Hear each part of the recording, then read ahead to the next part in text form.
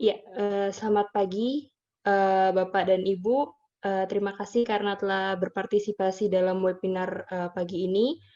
Webinar, pagi ini akan dibawakan oleh Mas Yanuar pribadi dengan tema, "Haruskah UMKM mendaftarkan mereknya?"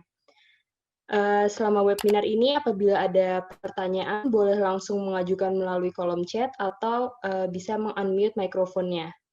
Oke, mungkin kepada, Mas Yanuar, bisa dimulai, Mas, untuk pemaparan materinya?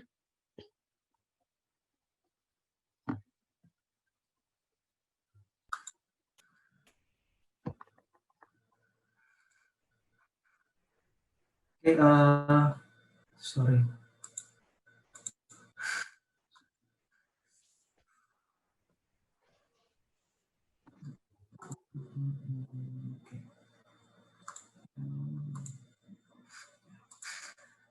Ya, thank you Nares. Assalamualaikum, selamat pagi semuanya. Terima kasih sudah hadir di sesi sharing kali ini.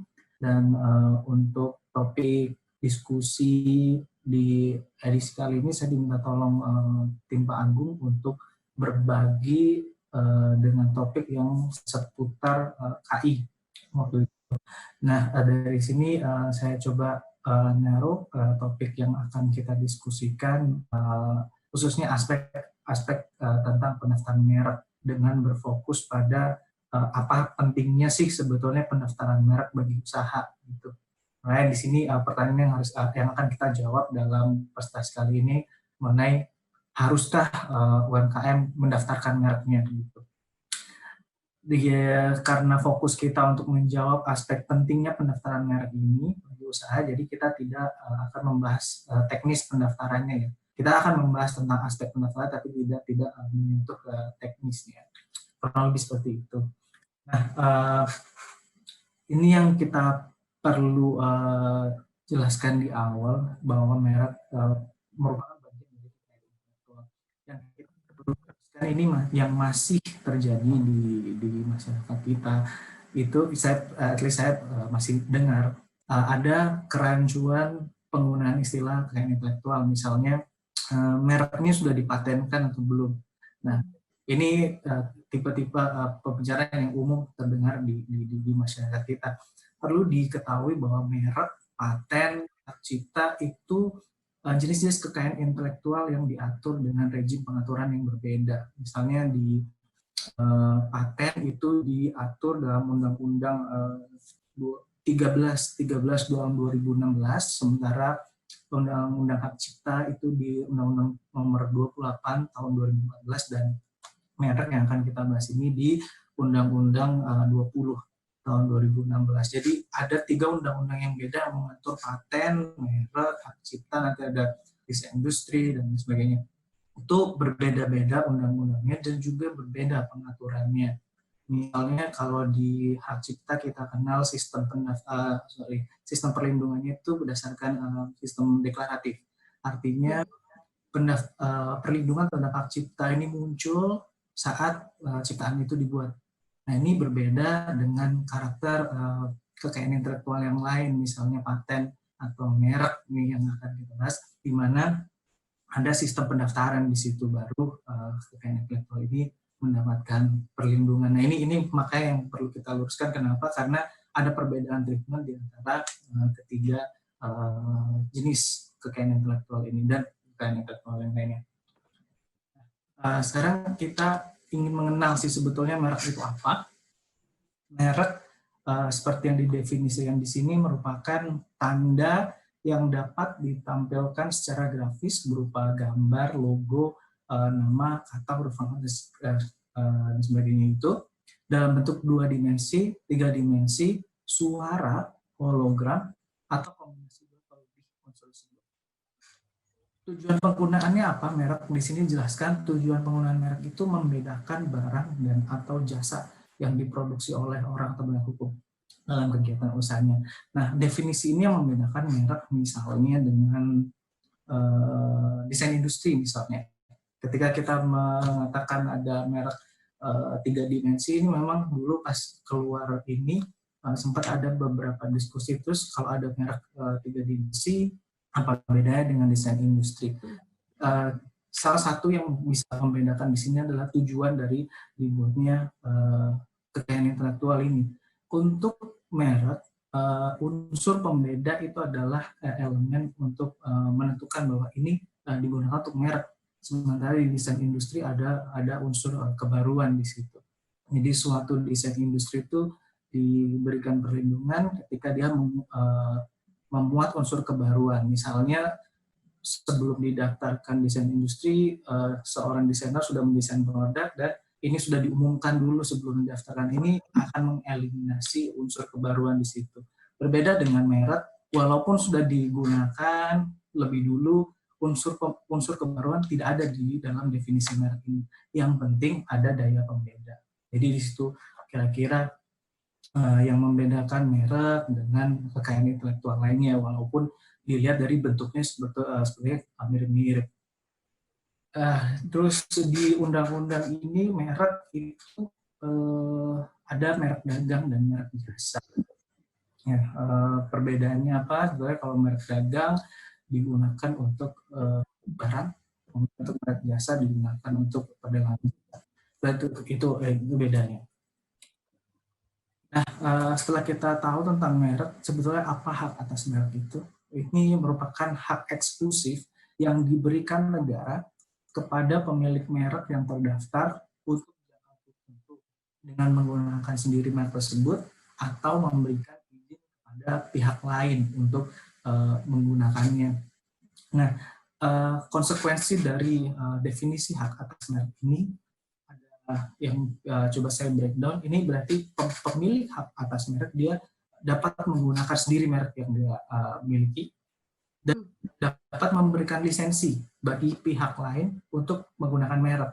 Konsekuensi pemberian lisensi berarti kita bisa juga dapat manfaat ekonomi dari pemberian lisensi tersebut. Nah, norma izin dalam suatu perundang-undangan itu dasarnya adalah sebuah larangan. Artinya kita juga bisa melarang pihak lain untuk menggunakan merek yang kita miliki tersebut tanpa ada persetujuan dari kita. Itu konsekuensi dari hak atas merek. Nah, ini untuk kita memperoleh hak atas merek ini ada dua prinsip besar ya. Ini ada first to file dan first to use. Jadi sebetulnya seperti yang saya jelaskan di awal tadi, perlindungan merek itu di beberapa negara ada yang menganut sistem first to file, ada yang menganut sistem first to use. Sebetulnya apa bedanya? Di first to use, hak khusus untuk memakai suatu merek diberikan kepada yang pertama kali menggunakan merek tersebut.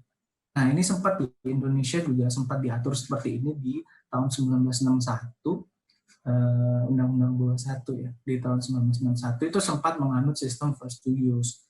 Setelah itu di undang-undang setelah itu sudah berganti ke first to file, yaitu hak atas merek itu diberikan ketika merek tersebut terdaftar. Nah, ini yang kita sekarang sudah anut berdasarkan Undang-Undang 20 2016 ini yang masih berlaku.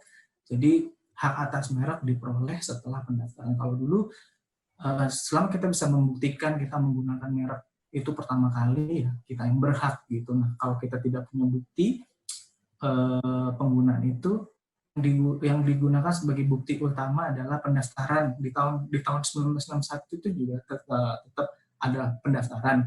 Cuma bedanya kalau di masa-masa first to use itu pendaftaran hanya berlaku sebagai bukti penggunaan pertama kali. Jadi kecuali dapat dibuktikan sebaliknya, yang dianggap sebagai pemilik pertama itu ya pemegang sertifikat merek, pendaftaran merek pada saat itu.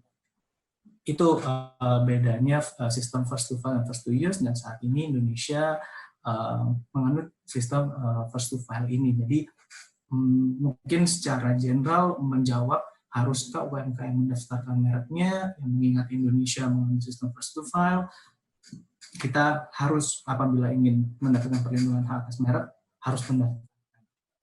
Nah, perlindungan hak atas merek ini yang perlu kita ketahui itu terbatas pada wilayah negara.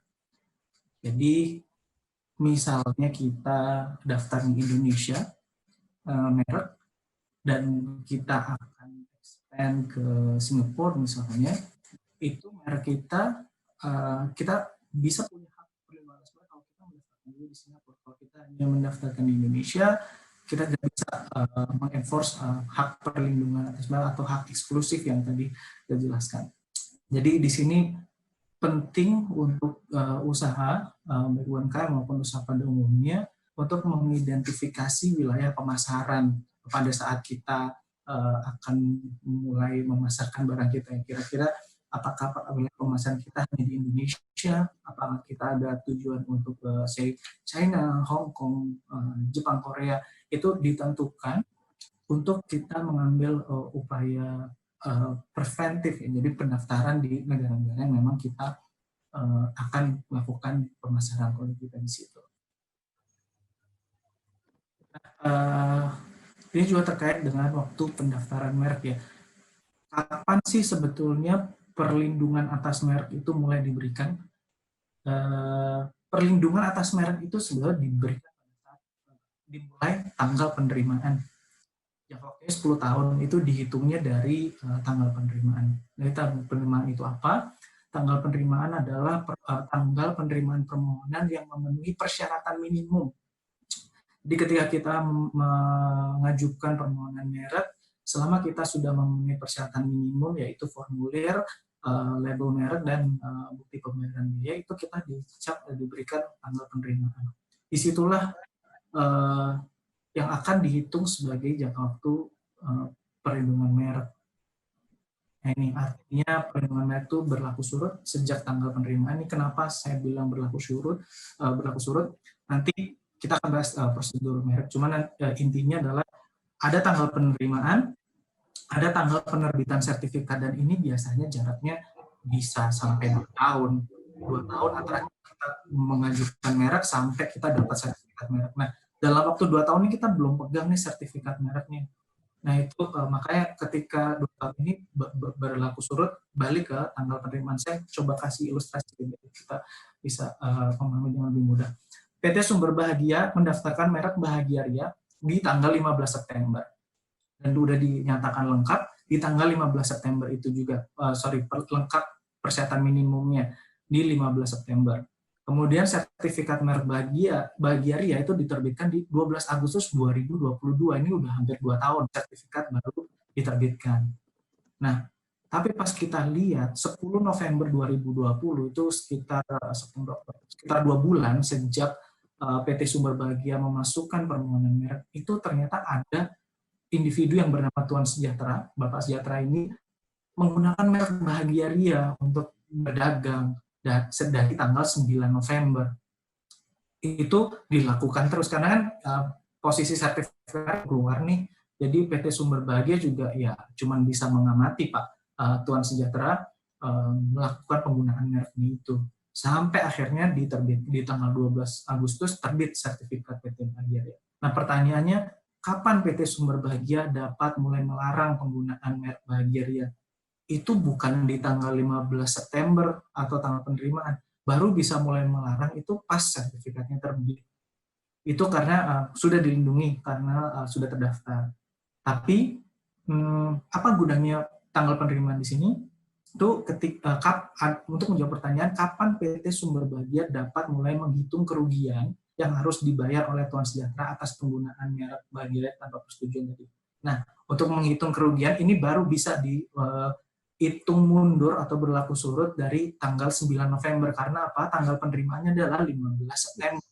Jadi pada tanggal 9 November itu PT Sumber Bahagia sudah bisa mulai menghitung kerugian dari tanggal 9 November sampai 12 Agustus. Harusnya misalnya ada berapa percentage dari penjualan di periode itu yang harus disetorkan kepada PT Sumber Bahagia misalnya.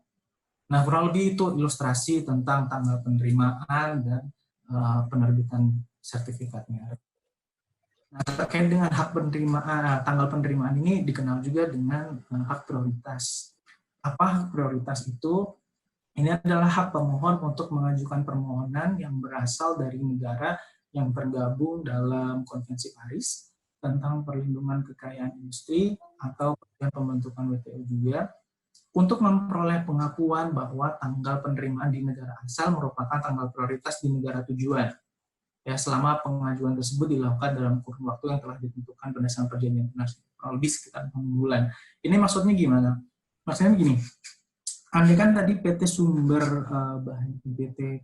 Bahagia itu tadi mendaftarkan mereknya di Indonesia pada tanggal 15 September, kemudian bermaksud setelah pikir-pikir, oke, 3 atau 4 bulan kemudian, September, Oktober, November, Desember, Januari, di bulan Januari, PT Sumber Bahagia bermaksud untuk mendaftarkan di Singapura atau di Malaysia misalnya. Tapi karena brand reputation memang sudah bagus di Indonesia dan sudah melakukan ekspor juga, misalnya produk ini ke Singapura dan Malaysia, di bulan Oktober, 1 bulan setelah pendaftaran di Indonesia, itu ternyata ada pengusaha di Singapura dan Malaysia yang mendaftarkan merek Bahagia Ria juga di situ gitu. Nah, ini kalau PT Sumber Bahagia mengajukan pendaftaran di Singapura Malaysia itu normal-normal aja melalui standar filing, itu akan kalah tanggal penerimaannya dengan perusahaan setempat di Singapura dan Malaysia, karena ya baru Januari PT Sumber Bahagia masuk daftar mereknya, tapi di bulan Oktober sudah ada pengusaha lain yang mendaftarkan Bahagia. Nah, ini bagaimana memitigasinya? Ini bisa mendaftarkan dengan hak prioritas ini. Jadi nanti begitu sampai di Singapura dan Malaysia, tanggal penerimaannya walaupun baru dimasukkan di bulan Januari, itu tercatatnya menggunakan tanggal penerimaan di Indonesia, yaitu 15 September itu tadi. Dengan demikian, kalau menggunakan hak prioritas, walaupun masukinnya lebih lama dibanding local bisnis waktu itu, tapi dia tetap menang dari segi tanggal penerimaannya. Cuma ada batasnya itu tadi, maksimal di 6 bulan. 6 bulan setelah tanggal penerimaan di negara asal. Jadi paling lambat PT Sumber Bahagia kalau mau hak prioritas ini ya sekitar Februari, Maret terakhir bisa mengajukan dengan hak prioritas. Kira-kira itu tentang hak prioritas ini. Nah, ini sebenarnya secara garis besar aja ini saya harap sih kelihatan ya di layar masing-masing. Ini alur yang disediakan oleh DJKI, mulai dari permohonan, kemudian ada pemeriksaan formalitas 15 hari. Pemeriksaan formalitas ini apa? Kan tadi pas permohonan ada persyaratan minimal aja, yang label, pembayaran biaya, dan formulir. Itu sudah ada penerimaan, tapi setelah itu ada pemeriksaan formalitas. Di sini akan dicek kelengkapan dokumen. Apabila tidak lengkap wajib dilengkapi, dan apabila lengkap akan dimulai pengumuman. Ini bedanya yang dulu, proses yang dulu dengan sekarang dilakukan pengumuman dulu baru ada pemeriksaan. Dari pengumuman ini diberikan kesempatan untuk mengajukan keberatan. Ya, diberikan kesempatan untuk mengajukan keberatan 14 hari, keberatan disampaikan kepada pemohon dan memiliki waktu 2 bulan untuk memberikan sanggahan.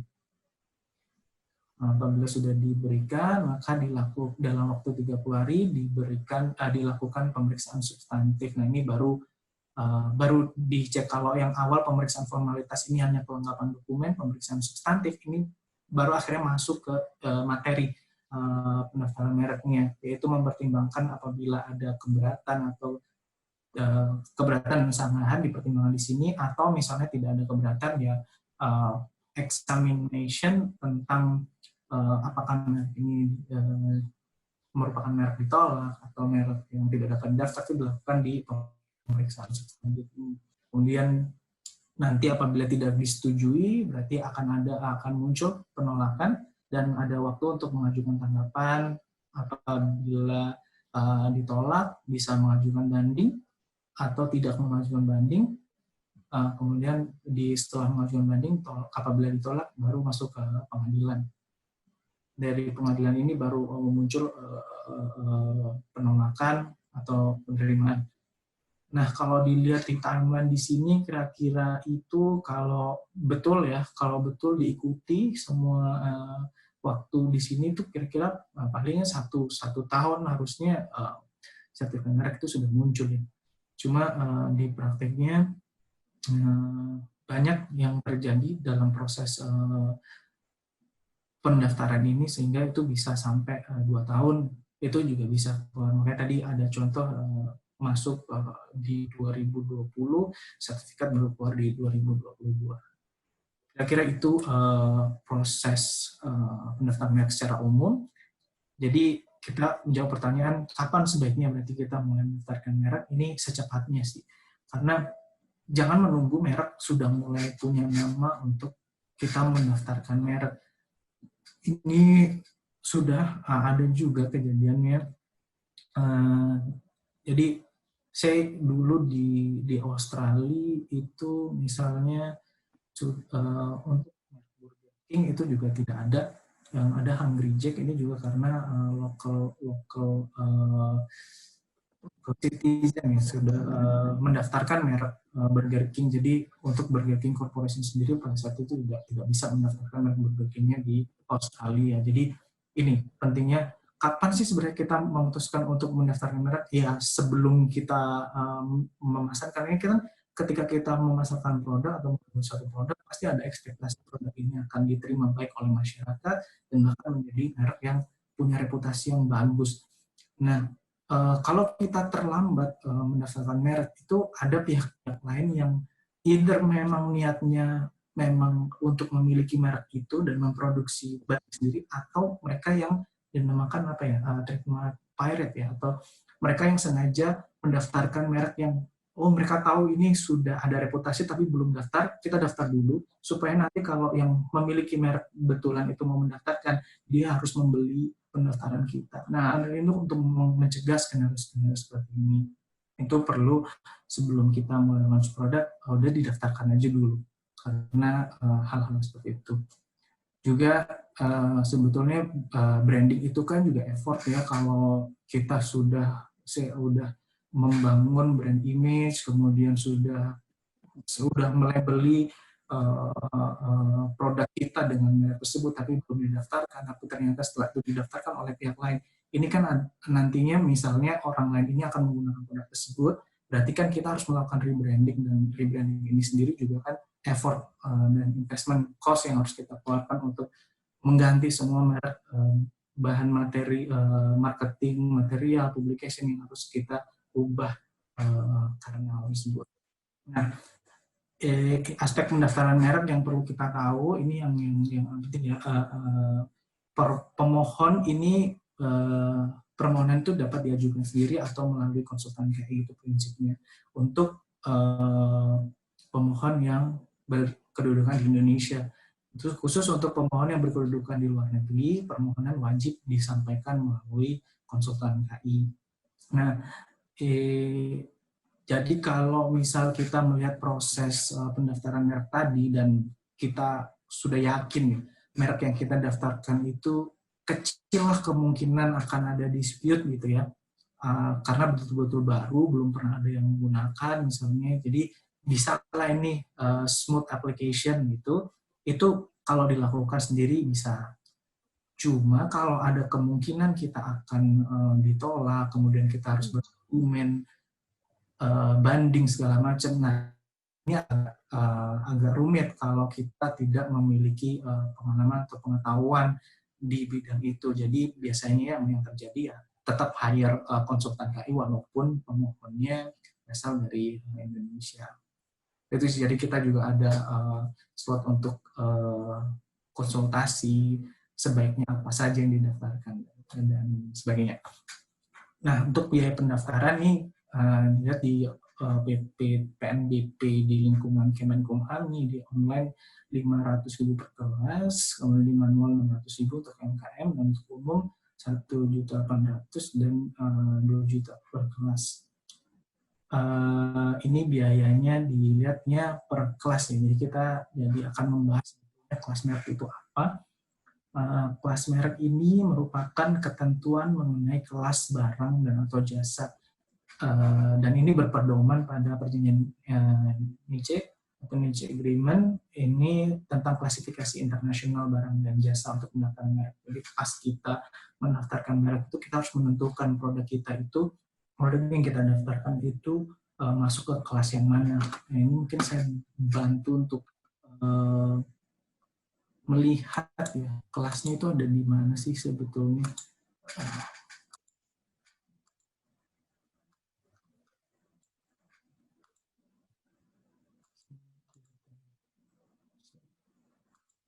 Nah, ini niche classification yang ada di WIPO. Ini versi 11, sebetulnya DJKI juga ada klasifikasi ini. Nah, di sini ada di klasifikasi merek ini.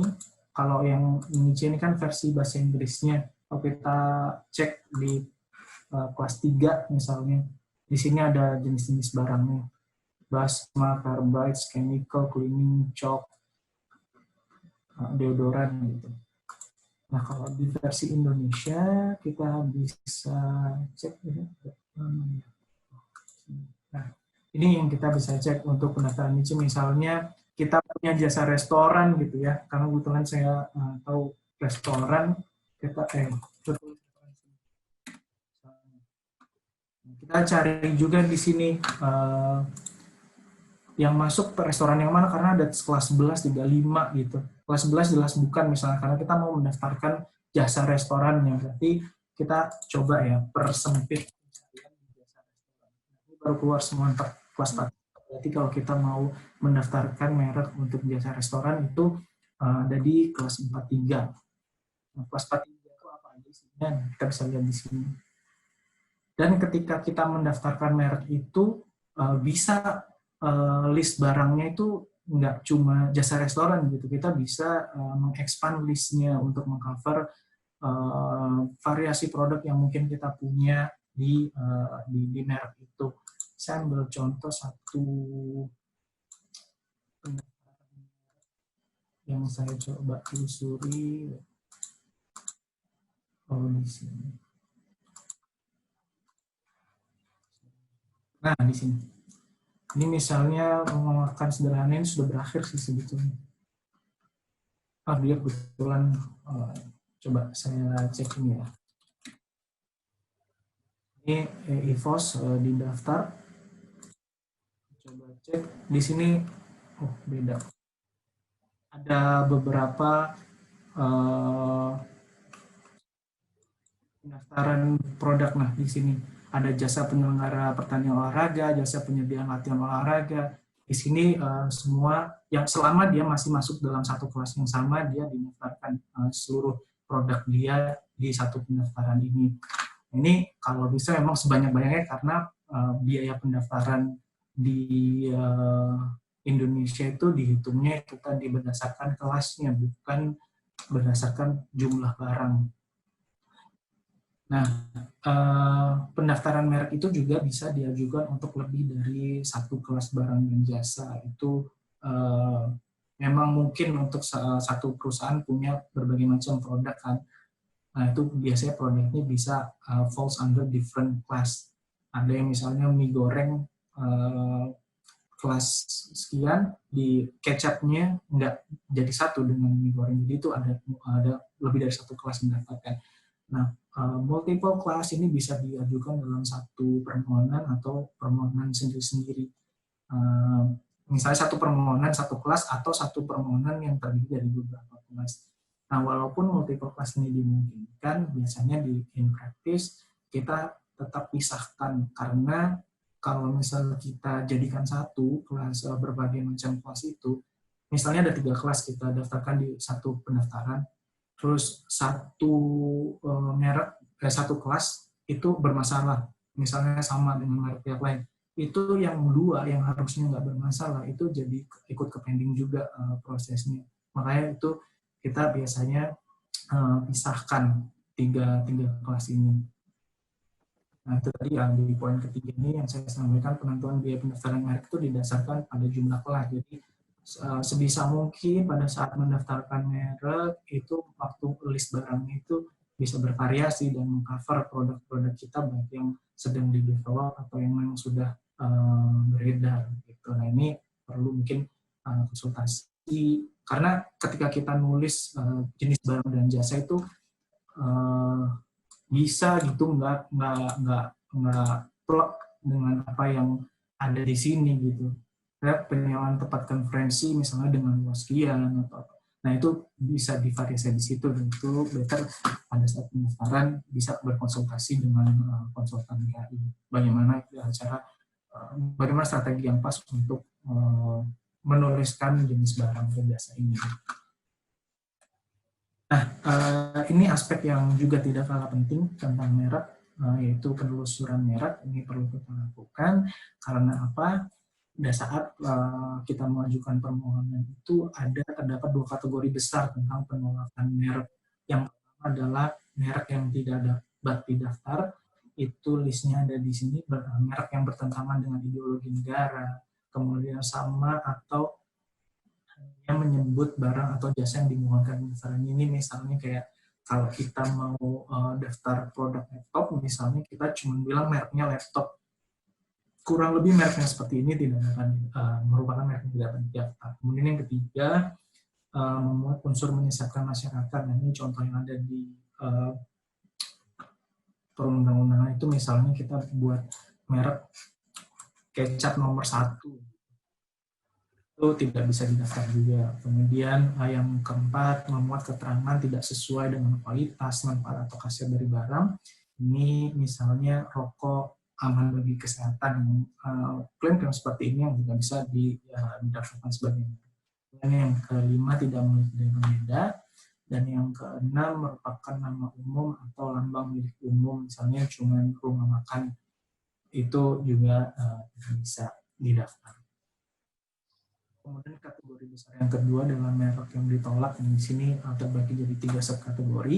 Yang pertama, sehubungan dengan merek pihak lain, ini ada persamaan pada pokoknya atau seluruhnya dengan merek terdaftar atau yang sudah dimohonkan terlebih dahulu dari pihak lain untuk barang atau jasa sejenis.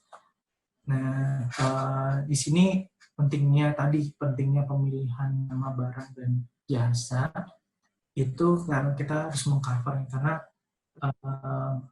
saya ada beberapa misalnya begini, kita sama-sama daftar di kelas 43, sama-sama jasa restoran gitu. Tapi karena pendaftaran kita misal restoran yang lebih ada karakteristik yang khusus, yang unik, misalnya di situ kita daftarkan di deskripsi jasanya, itu bisa dijadikan alasan seandainya nantinya terdapat usulan penolakan karena misalnya namanya agak mirip dengan restoran sudah terdaftar gitu. Nah, di sini bisa jadi salah satu argumen untuk mengatakan bahwa loh, yang dilarang kan yang barang atau jasa sejenis gitu. Sebenarnya ini sangat beda. Di sini pentingnya untuk berkonsultasi dengan konsultan GAI mengenai bagaimana kita mengcraft jenis barang dan jasa yang kita daftar. Kemudian yang kedua, mengenai merek terkenal milik pihak lain, nanti akan kita bahas lebih lanjut. Dan yang ketiga, indikasi biografi terdaftar. Dan subkategori yang kedua, sehubungan dengan keserupaan. Ini ada 3 jenis, menyerupai nama atau singkatan orang terkenal, foto, nama badan hukum yang dimiliki orang lain. Kemudian yang kedua, merupakan tiruan atau nama singkatan nama bendera lambang suatu negara atau lembaga nasional internasional. Dan yang ketiga, menyerupai tanda atau cat. Nah, di subkategori yang kedua ini sebetulnya bisa dilakukan sepanjang kita sudah memperoleh persetujuan tertulis dari yang berhak. Nah, itu nanti ketika ada usulan penolakan, kita sampaikan lampiran di permohonan kita ada persetujuan dari orang yang bersangkutan. Kemudian yang ketiga adalah pendaftaran dengan etikat tidak baik. Ini sebetulnya hampir mirip dengan satu, bahwa patut diduga pendaftaran ini memang ada membonceng kebenaran atau ingin menjiplak, meniru. Itu kita bisa ditolak merek yang kita daftarkan. Nah, kira merek terkenal itu apa? Merek terkenal ini cukup problematik dalam praktiknya, walaupun tertulis di sini teorinya, yaitu ketika kita melihat apakah merek itu merupakan merek terkenal, itu kita harus memperhatikan pengetahuan masyarakat mengenai merek tersebut. Siapa yang disebut masyarakat? Ini masyarakat konsumen atau umum yang memiliki hubungan baik pada tingkat produksi, promosi, distribusi maupun penjualan. Kayak misalnya saya bukan hair stylist untuk menentukan sebuah ketenaran merek produk rambut itu pendapat saya nggak relevan gitu, karena saya juga nggak tahu apa-apa tentang merek. Jadi yang dihadirkan sebagai saksi di situ adalah yang memang misalnya hairstylist dikumpulkan, disurvei, ya semua hairstylist tahu tentang merek itu. Misalnya ini masyarakat konsumen yang memiliki hubungan dengan produk tersebut. Jadi ketika kita membuktikan keterkenalan merek itu, surveinya juga tidak bisa dilakukan random, kecuali memang itu barang-barang yang memang untuk masyarakat umum gitu. Itu tentang merek terkenal dan kriterianya apa saja yang biasa direview ketika menentukan itu adalah yang pertama tingkat pengetahuan pengakuan masyarakat, kemudian yang kedua volume penjualan, keuntungan diperoleh dari penggunaan merek, yang ketiga pangsa pasar yang dikuasai, kemudian yang keempat jangkauan daerah penggunaan merek, dan yang kelima jangka waktu penggunaan merek, sementara yang keenam intensitas dan promosi merek, yang ketujuh pendaftaran merek, keberhasilan penegak hukum di bidang merek. Misalnya di suatu negara dia sudah mengklaim diri bahwa dia merek terkenal dan itu berhasil di negara Belanda misalnya, itu bisa dijadikan salah satu indikasi bahwa merek tersebut merek terkenal. Kemudian yang selain terakhir adalah nilai melekat pada merek diperoleh karena reputasi. Ini kriteria ini tidak harus dipenuhi semua, cuma ini yang biasa dibuktikan ketika berargumen apakah merek itu merupakan suatu merek yang terkenal. Simple, dilihatnya sepertinya mudah, cuman di prakteknya ini berbeda-beda. Bagaimana pengadilan melihat sebuah merek itu terkenal atau tidak, itu betul-betul tergantung pada pandangan subjektif hakim juga pada saat memutus perkara. Kayak misal IKEA itu menurut saya sih terkenal, kayaknya sih semua orang tahu IKEA, cuman waktu IKEA berperkara juga ternyata putusan hakimnya tidak sepakat bahwa IKEA itu merupakan yang terkenal. Nah seperti ini misalnya contoh di mana kita menganggap merek itu terkenal tapi ternyata pengadilan berpendapat lain. Jadi di situ tentang merek terkenal itu. Nah, mengapa penelusuran merek ini perlu dilakukan? Seperti yang saya tadi sampaikan, sebelum ini perlu dilakukan kapan sih sebetulnya? Efektif dan efisien ini dilakukan sebelum kita mulai menentukan nama produk yang akan kita launch. Gitu. Kan biasa kita ada meeting persiapan, dan itu ada bagian dari situ adalah menentukan penamaan produk. Nah ini sebelum sampai pada keputusan pemilihan nama produk itu perlu dilakukan penelusuran merek ini. Kenapa? Karena pasti bagian dari effort sebelum launching produk atau apa itu pasti ada branding effort, marketing, publication segala macam. Ini perlu diamankan dulu dan kita melakukan penelusuran merek. Jangan sampai ketika merek ini sudah di-launch kemudian ada masalah karena ternyata merek itu sudah dipakai di sini di negara lain misalnya, dan itu misalnya masih dalam hak prioritas dan bisa mendaftarkan di Indonesia. Nah itu untuk menghindari risiko seperti ini perlu dilakukan yang namanya penelusuran merek. Jadi kita bisa save the cost sebelum ada masalah. Dan di mana kita melakukan penelusuran merek, kalau dibuka di website KI, di sini ada beberapa database merek. Di Indonesia ada Pangkalan Data KI Indonesia, kemudian yang global ada WIPO Global Brand, di ASEAN level ada TMView. Kita coba cek ya. Di DJKI seperti yang tadi sudah kita lihat, di sini ada platform untuk ngecek merek. Misalnya kita mau ke Coca-Cola, akan muncul database dari Indonesia. Kemudian kita misalnya mau cek, di ASEAN level, kita buka di ASEAN TMView ini. Kita coba buka Coca-Cola. Nah, di sini akan muncul list merek Coca-Cola di mana aja Nah, di sini ada trademark office-nya, Laos, Malaysia, Singapura. Jadi kita bisa lihat sudah ada pendaftaran ini di negara-negara ini di ASEAN. Kemudian kita mau lihat yang levelnya lagi WIPO, ini yang global brand. Kita cek di sini. Nah, ini ada di Jepang, di Jepang asli. Ini yang kita lakukan ketika kita cek di Indonesia level, di ASEAN level, di WIPO tapi yang perlu diketahui WIPO ini di feed datanya dari masing-masing trademark office di masing-masing negara. Jadi ada kemungkinan data yang ada di WIPO ini belum real time karena misalnya Dirjen KI belum mengupdate datanya di database-nya WIPO. Nah, ini di sini perlunya untuk mengecek ke local country trademark office database. Kayak misalnya nih, kan tadi kita sudah buka Indonesia, ASEAN, dan WIPO. Sekarang kita coba masuk ke Australia. Nah, di sini ada Australia Trademark Search. Nah, kita coba lihat Burger King. Nah, ini yang masuk Hungry Jack. Ini Burger King Corporation. Itu kita perlu juga ngecek ke negara yang kita mau tuju untuk pendaftaran merek ini. Karena itu tadi kadang yang di global database ini masih belum di-feed sama local trademark office. Yaitu hampir semua negara punya situs yang seperti ini sih.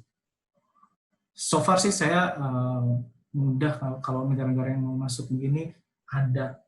Saya belum mungkin kalau di Korea mungkin agak susah kali ya karena bahasa mungkin. Cuma ini kita harus cek masing-masing negara untuk tujuan itu tadi. Nah, itu tadi aspek terkait pendaftaran merek yang perlu kita ketahui. Untuk menjawab pertanyaannya, maka saya sampaikan kesimpulan bahwa UMKM perlu mendaftarkan merek apabila ingin menawarkannya di Indonesia secara hukum. Karena sebagai prinsip penganut prinsip first to file, itu perlindungan merek muncul ketika ada pendaftaran. Melakukan pendaftaran ini sesegera mungkin, sebisa mungkin tanpa menunggu nanti dulu deh setelah merek aku agak oke, itu sebisa mungkin sebelum itu untuk menghindari tadi ada pihak-pihak lain yang sudah mendaftarkan duluan merek kita. Selain itu juga UMKM atau usaha pada umumnya perlu melakukan identifikasi wilayah pemasaran untuk menentukan selain Indonesia di mana lagi saya harus mendaftarkan merek.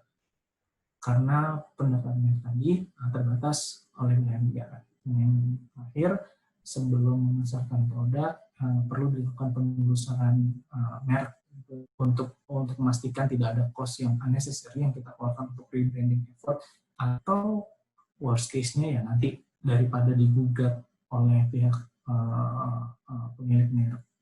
Kurang lebih itu yang bisa saya sharing di depan ini. Terima kasih. Mungkin bisa dilanjut ke sesi jawab. Terima kasih banyak Mas Yanuar atas pemaparan materinya. Ini saya melihat kolom chat sudah ada beberapa pertanyaan dari partisipan ya. Mungkin ini saya mulai aja langsung ya Mas sesi tanya jawabnya. Yang pertama ini ada pertanyaan dari Bu Sri Ratna. Ini pertanyaannya agak panjang tapi mungkin saya ringkas aja. Jadi intinya dulu Bu Sri ini pernah mengikuti acara HKI gratis yang diadakan oleh Perindustrian dan Perdagangan. Di mana di situ Bu Sri ikut mendaftarkan mereknya dan mengisi data-data yang diperlukan. Namun pas dicek kembali ternyata itu ada ada perbedaan data, yaitu dalam hal ini nomor telepon, dan pas dilihat itu mereknya sudah didaftarkan, namun itu tadi ada datanya itu berbeda. Jadi pertanyaan dari Bu Sri ini mungkin apakah ada perbedaan antara pendaftaran merek secara gratis atau berbayar dan itu prosesnya bagaimana, dan karena sampai saat ini Bu Sri ini intinya ingin mengklaim merek itu kembali gitu Mas. Kira-kira bagaimana Mas? Oke. Ibu siapa tadi Mang? Ibu Sri? Iya, Bu Sri. Ibu Sri. Terima kasih Ibu Sri atas pertanyaannya. Saya agak masih clueless nih pendaftaran gratis yang dimaksud pada saat itu bagaimana dan pihak siapa yang mendaftarkan itu. Tapi sebetulnya channel pendaftaran itu ya ada satu, kalau misal di online ada di situs DJKI untuk kita bisa e-filing. Ini kebetulan internet saya agak lama kalau buka, jadi kita bisa melakukan pendaftaran itu lewat online itu, atau kita datang ke kantor merek untuk submit. Itu pilihannya, tidak untuk pilihan channel pendaftaran. Perkara ada pihak-pihak yang memberikan gratis, ini kan artinya berarti biaya pendaftaran yang tadi saya sebutkan itu kan ditanggung oleh pihak tersebut, dan pihak tersebut yang melakukan pengaturan. Ini kalau ditanya apakah ada bedanya, sebetulnya kalau dari prosesnya tetap sama, cuma ini karena ada middleman di sini, ini yang perlu diklarifikasi dulu pada saat memasukkan itu apa yang dilakukan oleh middleman-nya ini. Gitu. Jadi saya nggak bisa memastikan nih apa yang terjadi dengan status pendaftaran Ibu Sri, karena saya juga nggak tahu apa yang dilakukan middleman pada saat terima dokumen dari Ibu Sri kemudian dimasukkan. Itu semua proses yang saya tidak memegang informasi saat ini. Kurang lebih begitu. Terima kasih Mas Januar. Ini ada pertanyaan selanjutnya. Dalam mendaftarkan merek atau brand mandiri melalui DJKI harus menyertakan nama konsultan. Apakah bisa dibantu untuk prosesnya, Mas Januar? Dibantu maksudnya? Ya, ini dibantu bagaimana ya, Pak? Ini dari Pak Julius pertanyaannya. Mungkin apakah wajib menyertakan nama konsultan mungkin ya, Mas?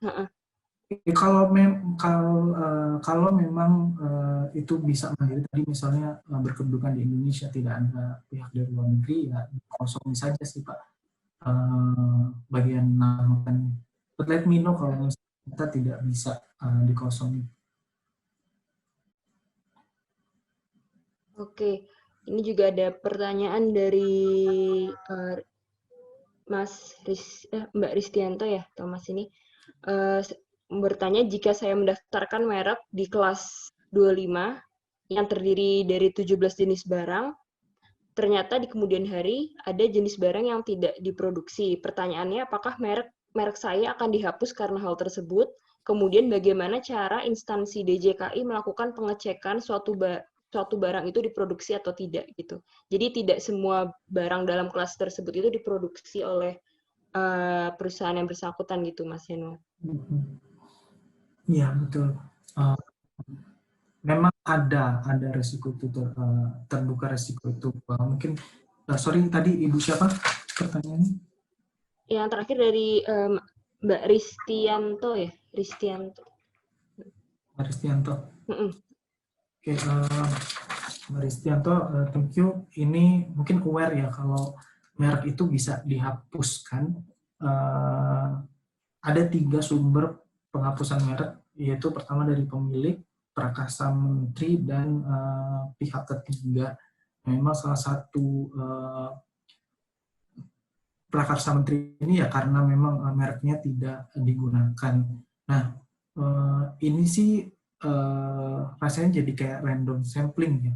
Jadi saya belum pernah sih merek dari klien yang didaftarkan dan tidak digunakan itu tiba-tiba dapat pemberitahuan dari menteri bahwa itu dihapus mereknya atas prakarsa menteri. Jadi ditanya bagaimana di praktiknya, saya tidak ada informasi soal itu karena memang belum pernah. Walaupun memang ada beberapa klien dulu waktu saya di konsultan yang ya udah kita daftar mereknya barang itu dulu, tapi ternyata tidak diproduksi. Cuman kita sampaikan memang betul seperti yang disampaikan Mbak Ristianto tadi, bahwa ada kemungkinan kalau barang itu tidak digunakan itu dihapus dari daftar itu, cuma yang digunakan tetap berlaku. Kurang lebih begitu. Terima kasih Mas. Ini ada pertanyaan dari Mas Marco Susilo ya. Pendaftaran merek itu terdiri dari logo saja atau bisa termasuk nama produk sekalian? Ini cukup menarik. Ini pertanyaannya Mas Yanuar. Pendaftaran itu apakah bisa logo saja atau nama produk? Tadi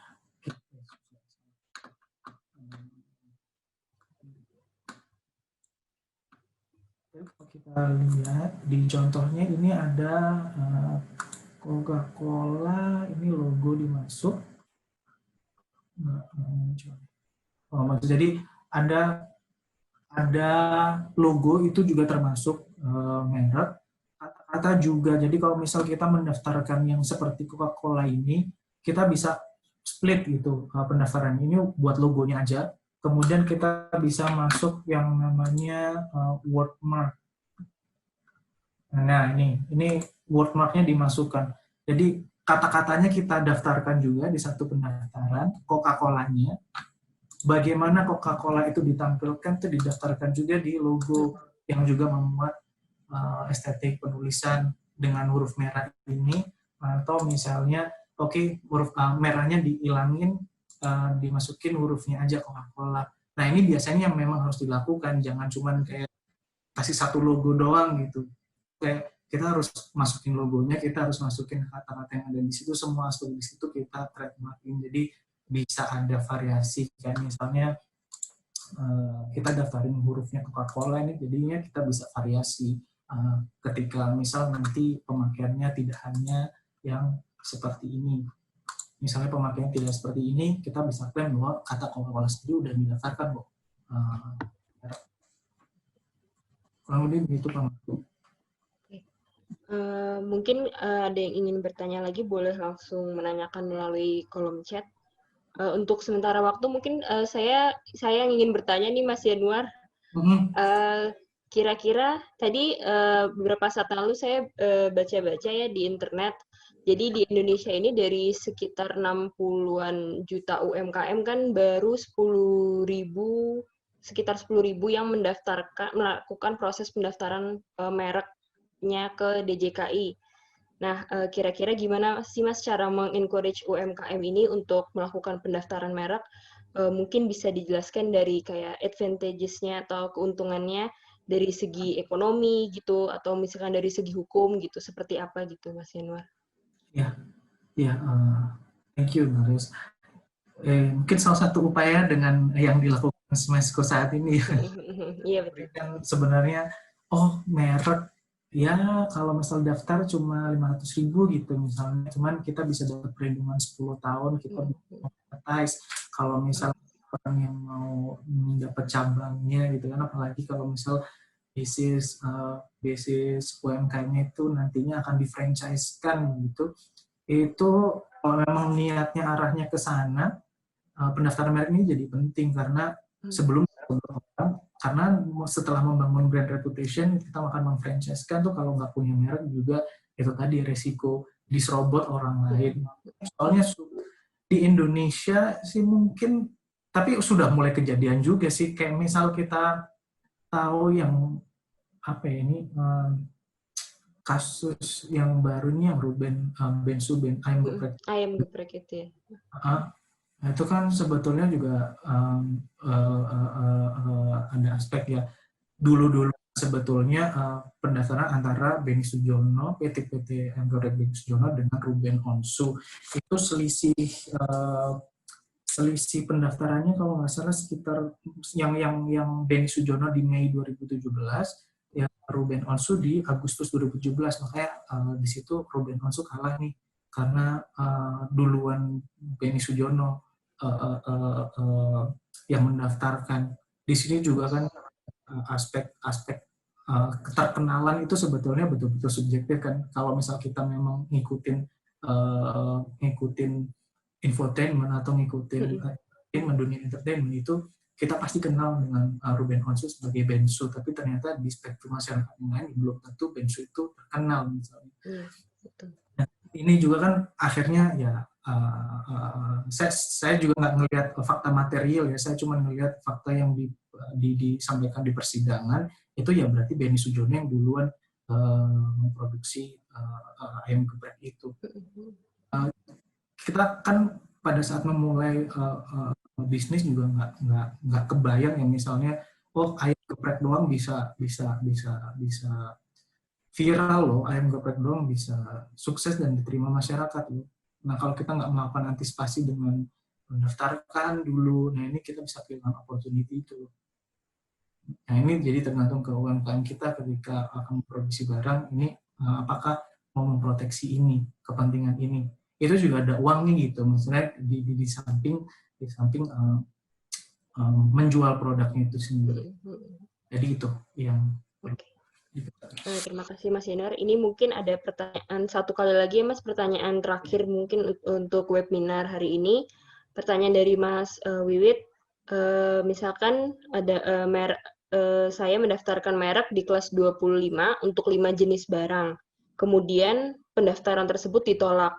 Apakah bisa mendaftarkan kembali mereknya di kelas yang sama tetapi di jenis barang yang berbeda? Bagaimana peluangnya? Terima kasih. Oke, ini harus dilihat dulu. Thank you Pak Wilit atas pertanyaannya. Kita harus melihat dulu alasan penolakannya apa.